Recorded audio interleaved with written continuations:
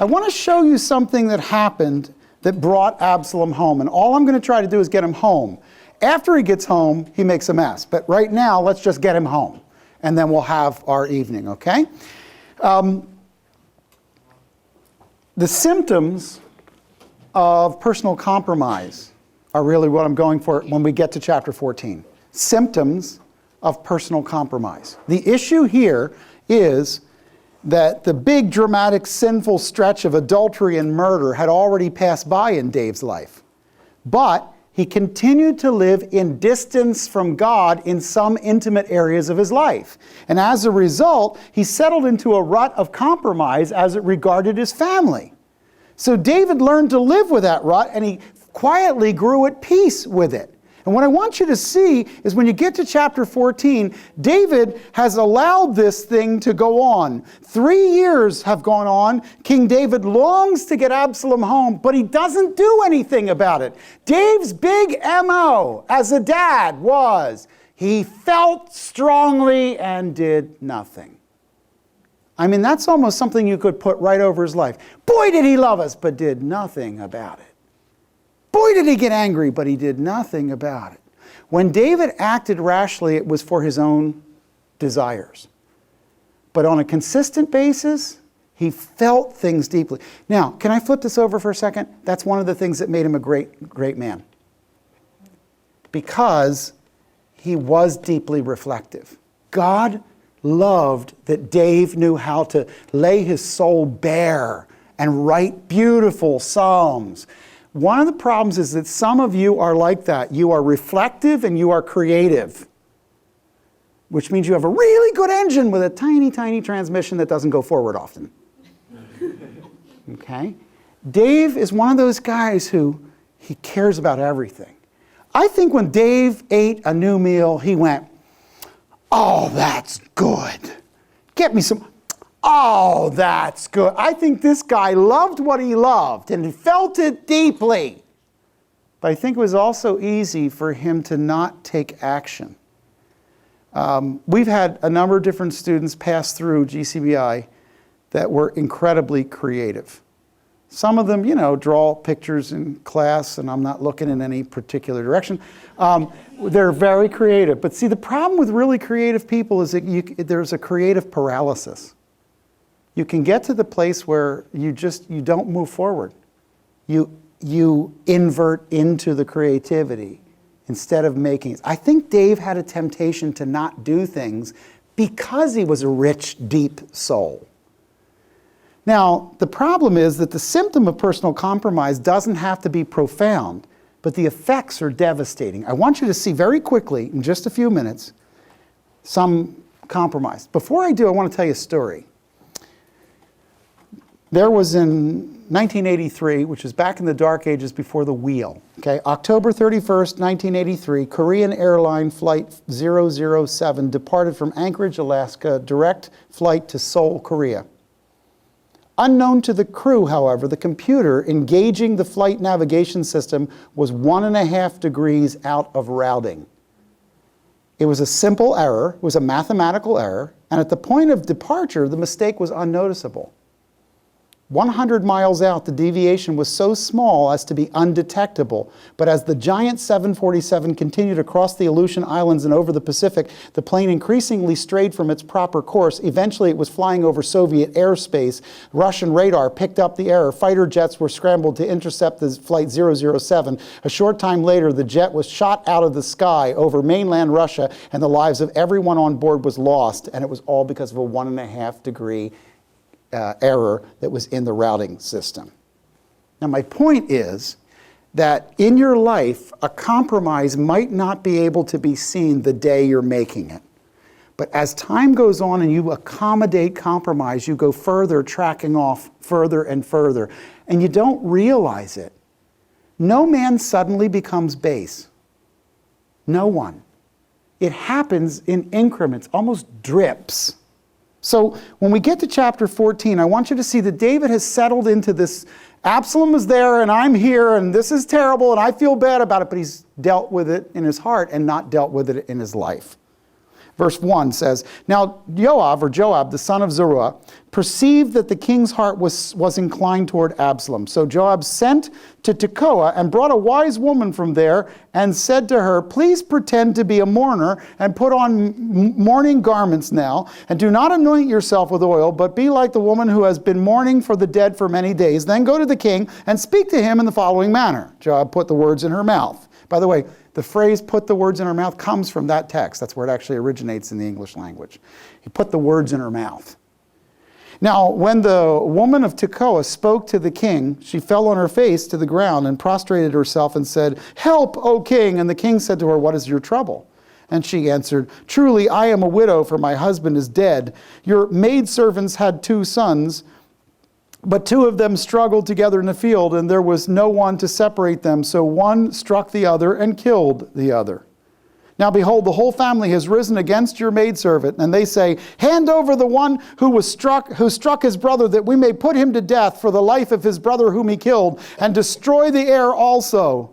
Thus they will extinguish my coal which is left, so as to leave my husband neither name nor remnant on the face of the earth. You all know from the law how important it is to maintain his name. I'm a widow. This is my only heir. That's going to leave me destitute and cut off my husband's name. Verse 8, King said to the woman, Go to your house, and I will give orders concerning you. The woman of Tekoa said to the king, O my lord the king, the iniquity is on me and my father's house, but the king and his throne are guiltless. So the king said, Whoever speaks to you, bring him to me, and he will not touch you anymore. Then she said, Please let the king remember the Lord your God, so that the avenger of blood will not continue to destroy, otherwise they will destroy my son. And he said, As the Lord lives, not one hair of your son shall fall to the ground. Now the background is, he's just lost one of his sons. A couple of years have gone by, and now he's got another son that's away from him, and he's making these pronouncements. I can fix your family. I want you to somewhere make a note that it's always, always easier to fix your neighbor's sin. Always. You can have the exact same problem, and it befuddles you, but when it's in their life, it's crystal clear. Some of the people that I know that give the greatest advice have really messed up lives. But they give great advice. They just don't take it. Verse 12. Then the woman said, Please let your maidservant speak a word to my lord the king. And he said, Speak. The woman said, Why then have you planned such a thing against the people of God? Now, about now, David is going, In speaking this word, the king is as one who is guilty, in that the king does not bring back his banished one, his banished son. For we will surely die and are like water spilled on the ground, which cannot be gathered up again. Yet God does not take away life, but plans ways, so that the banished one will not be cast out from him. Now the reason I have come to speak this word to my lord the king is that your people have made me afraid. So your maidservant said, Let me now speak to the king. Perhaps the king will perform the request of the maidservant. For the king will hear and deliver his maidservant from the hand of the man who would destroy both me and my son from the inheritance of God. Then your maidservant said, Please let the word of my lord the king be comforting, for as the angel of God, so is my lord the king to discern good and evil. Now that's ironic. You hear what she said to him? Dave, I got to tell you, you are the most moral ruler on the face of the earth. You're almost heavenly in your ability to see good and evil. Now, I like David as much as the next guy, but does anybody think she's really playing this up? I mean, maybe if you weren't an adulterer and a murderer and hadn't watched your family disintegrate and kill each other, we could say we're a pretty good guy, but really now you're really starting to stretch it. And so she's like kind of laying it on. Oh, yeah, you can discern good and evil. May the Lord your God be with you. Verse 18. Then the king answered and said to the woman, Please do not hide anything from me that I am about to ask you. And the woman said, Let my lord the king please speak. So the king said, Is the hand of Joab with you in all this? And the woman replied, As your soul lives, my lord the king, no one can turn to the right or to the left from anything that my lord the king has spoken. Indeed, it was your servant Joab who commanded me, and it was him who put all these words in the mouth of your maidservant. In order to change the appearance of things, your servant Joab has done this thing. but my Lord is wise like the wisdom of the angel of God to know all that is in the earth. This is as far as I want to take this story today. Let me break it out for you. There's a compromise going on in David's life, but something else I want you to know. Part of that compromise is that he becomes less discerning about honesty and the integrity of the people that are around him. I need you to see something. When you don't deal with your heart before God, when you don't deal with the integrity of your own heart, the darkness in the room becomes normalized. And people around you lack integrity, but they don't seem to lack integrity because your heart lacks integrity as well. Your eyes adjust to the darkness in the room. And what ends up happening is he can't spot that he's surrounding himself. Dave is surrounding himself with people who are lying to him to get him to move. Now, why do you suppose Joab set this whole thing up? What's the pattern he's following? He's doing the Nathan, you are the man. It was a great dramatic moment, and he wanted to play the part, right? But instead of doing that, he thought, well, okay, that's probably not going to work because I just don't think I can pull it off. I'm going to laugh halfway into it or give the line to the joke before, So here's what I'll do. I'll go get some woman and I will stage this. The difference is Nathan does it with a story. Joab does it with a lie. And that's the difference. So it almost looks acceptable. Here's what I want you to know. Both this woman and Joab believed a very basic tenet that a lot of the world believes, and it's not true.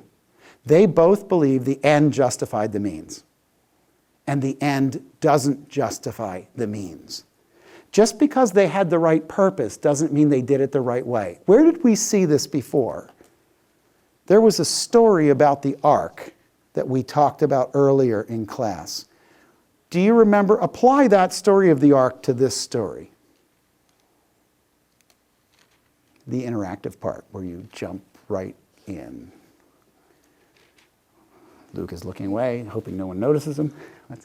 Even though, in moving the ark, they were trying to do the right thing, they were doing it the wrong way, and they were still punished for it. Yeah, a guy dies because he grabs the ark because he's trying to get it from falling off a cart, but it doesn't belong on a cart. It's not just having the right intent, it's doing it the right way. God isn't just going, well, if you meant well.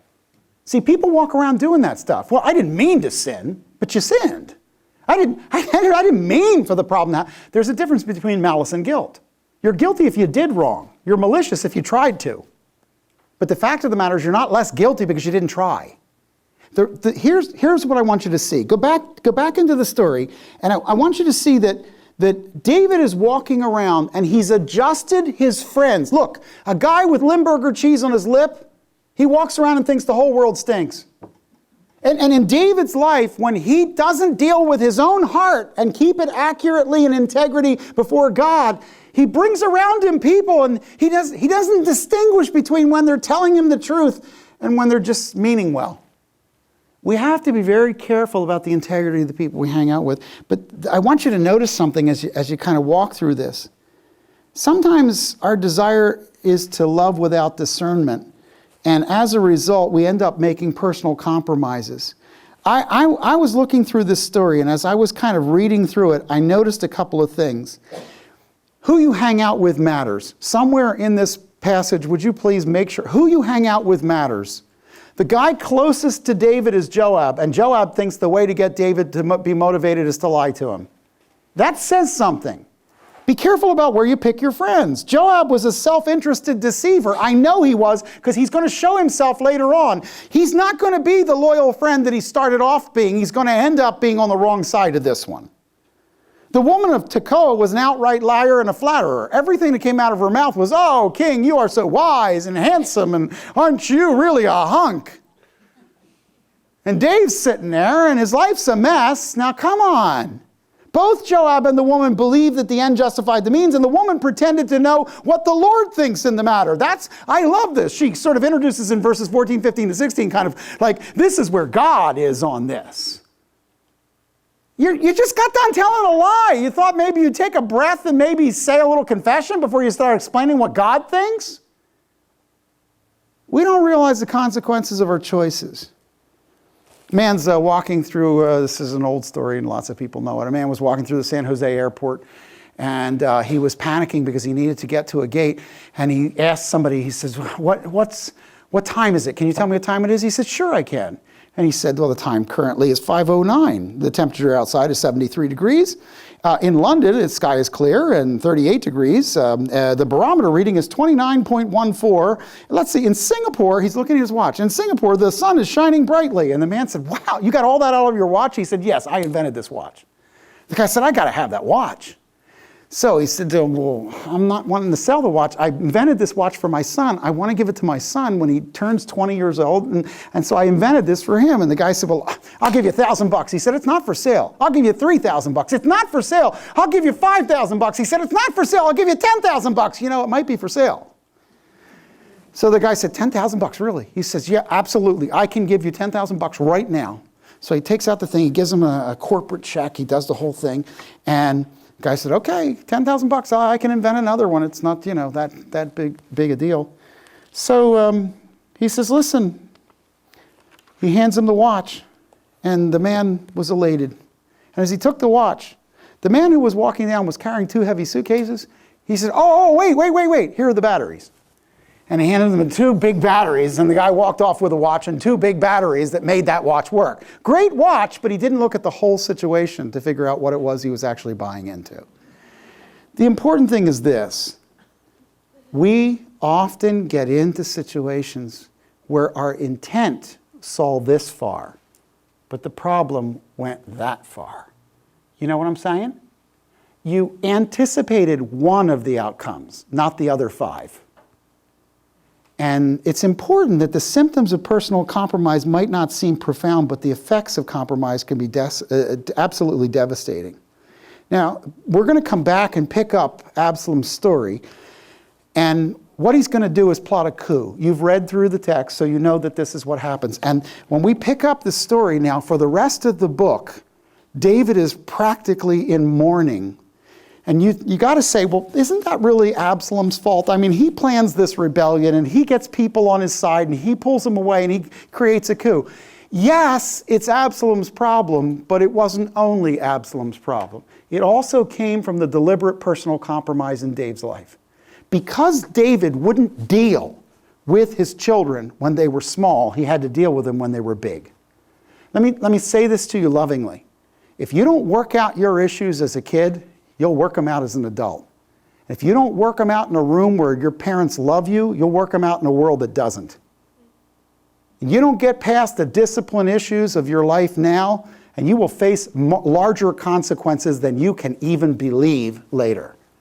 Don't believe me if you don't want to, but it's true.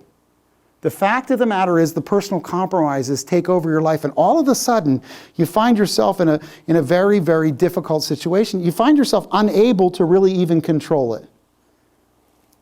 Let me close this with the memorable story that I personally really like out of this lesson. So I tell it every year, so I will invite you into the story. Winter was coming. The hunter went out into a forest to shoot a bear. He wanted to have a warm coat. By and by, he saw the bear coming toward him, and he raised his gun and took aim, and suddenly the bear said, "Wait, why do you want to shoot me?" "Because I'm cold," said the hunter. "Well, I'm hungry," said the bear. "Maybe we can come to some kind of compromise." In the end, the hunter was well enveloped in the bear's fur, and the bear had eaten his dinner. That's what happens when you try to compromise with powerful influences in your life. That's what happens. And the reason I tell that story is simply this. I mean, I know it's cheesy, but hey, I told you the one about the San Jose and the batteries. Come on. The point is that I think one of the big problems we have is that we actually think we can manage sin in our lives instead of deal with sin. We think we can sort of sculpt enough of our walk with God to not actually yield ourselves to God. Like, God, I got this one. I can sort of control my life. And here's the thing, you really can't. I think that if I could scare you out of thinking you were competent to run your life, I would. Now, I can't, but if I could, I would. Because what happens invariably is people come, and after they've crushed things, that's when they come for counseling. Nobody comes for counseling while something's actually in play. They wait till it's destroyed, then they come and ask. And what I find is that over and over and over, I can point back to a time when things began to be compromised. It's simple. It happens in a marriage. You have to choose every day to be married. You don't just choose it when you have the big white dress. That's not when you choose it. You have to choose it every day after, because you're not going to act it if you don't choose it. Yeah, you have to choose to be a parent.